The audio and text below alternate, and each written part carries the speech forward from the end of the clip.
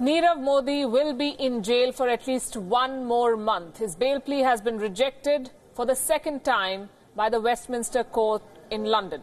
Nirav Modi is a fugitive Indian diamond merchant, for those who don't know. He was arrested on the 20th of March. He is accused of masterminding a 13,000 crore rupee scam. Serious charges have been levied against him. Nirav Modi has been accused of attempts to tamper with evidence. This includes bribing and threatening eyewitnesses. The Crown prosecution, appearing on behalf of Indian authorities, argued that there is a great risk that Nirav Modi could flee if he is granted bail. He said that Nirav Modi tried to bribe 20 lakh rupees to evade arrest. The judge agreed. Nirav Modi has been sent to jail till the 26th of April. In the next hearing, we understand, he will be produced before this court via video link. Nirav Modi is the most wanted celebrity jeweler. He was caught from a metro station in Holborn in London. His arrest ended a year-long chase that was spread across several countries. After escaping from India, he was living in a 33-story apartment complex in London's upmarket West End. In fact, he was freely carrying out business activities. After leaving India, Nirav Modi set up a base in London. He began trading in diamonds in Soho after acquiring the necessary permits. Over the last month, he has been cited in London at least twice by the media. When questioned about the charges, he refused to make a comment. Nirav Modi had escaped India just weeks before the scam at the Punjab National Bank was detected. He gave fake guarantees in the name of the bank to secure loans overseas. WION caught up with Mike Brown of The Telegraph, who was the first journalist to track down Nirav Modi, and he told us about how he was spotted after the media found him. He was arrested, and Indian authorities have been pursuing this case. Our London Bureau Chief Mandy Clark joins us with more details from London. Good evening, Mandy. Nirav Modi will be in jail for nearly a month now. Tell us what happened inside the court today. Well, it was a much longer court case than expected. The Crown Prosecution Service provided a document with more evidence. That's where we heard about those witness testimonies saying that he had offered bribes and also that he threatened to kill one witness. There was also evidence of tampering of evidence where it is said that mobile evidence was destroyed and also a server. And it was those grounds, really, that we saw the judge find it deeply disturbing that evidence might have been destroyed. She felt that he does have a right to bail normally in these cases, but in this case in particularly, he was just deemed too much of flight risk, and for the reasons of evidence tampering, she felt it would be better that he remained in jail. For our viewers who haven't followed this case, what charges specifically have been levied against Nirav Modi, and how serious are these? Fraud on a massive scale. Apparently, the fraud amounts essentially to £2 billion US dollars in fraud. That is what's been levied directly against him, that he was the mastermind of this fraud. Of course, we haven't heard the evidence. We will be hearing that the case will start in earnest April 26th.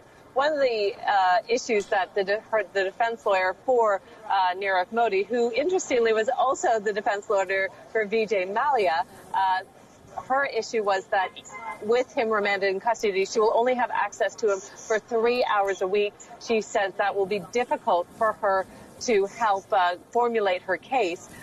But she also recognizes that life in the jail is quite difficult for him, and she really wants this process, this hearing, to be sped up. It is also the same judge that heard the Vijay Mallya case. That lasted over a year. It's quite clear the defense lawyer doesn't think that would be good for her client, Nirav Modi. So we want to see, is what she said, would speed up this trial so he doesn't spend that long in jail.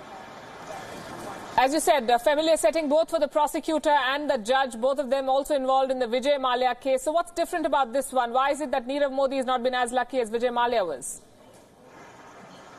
Essentially, it's that flight risk. Another bit of evidence the CPS brought forward is that he had applied for residency in Vanuatu. This is some remote island near Australia, is how the judge described it. She found that quite suspect, why he'd want residency there. That would imply that he was looking for alternate locations to work and live without any repercussions. All those factors combined made it a different case to Vijay Mallya. We'll have to wait and see the speed and length of the hearing. They also had the same problem when it came to the hearing, is that the pagination. Now, we heard this in the Vijay Mallya case, that the evidence wasn't properly presented. So they've gone back to the CPS. They would like it indexed to make it very clear for everyone. And that's why we're seeing that slight delay for another 4 weeks to get that evidence in order. So the defense and the prosecution are both happy. Mandy, one word on the role of the Indian authorities and the teams that have been camping in London to push this case. You would appreciate that this is election season and Nirav Modi is a very, very big election issue, one of the many issues here in India. So it is also going to be seen in that context, electorally, politically. How much and how sincerely has the Indian team there pushed this case forward, and how strong is their case? Well, it's clearly a top priority. We did see members of the High Commissioning in the courtroom itself.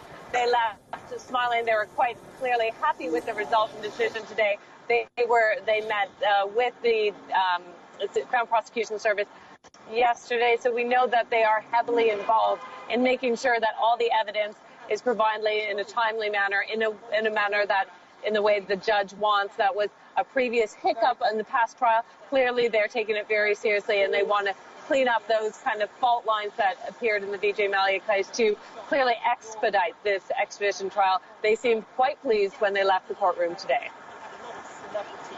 So what happens next? 26th of April is when this case comes up again, and he's going to appear via video link, we understand. Exactly that. So he will essentially be in jail and for a long time. He won't be presented in court the next time. He will only via that video link. So he'll still essentially be in jail.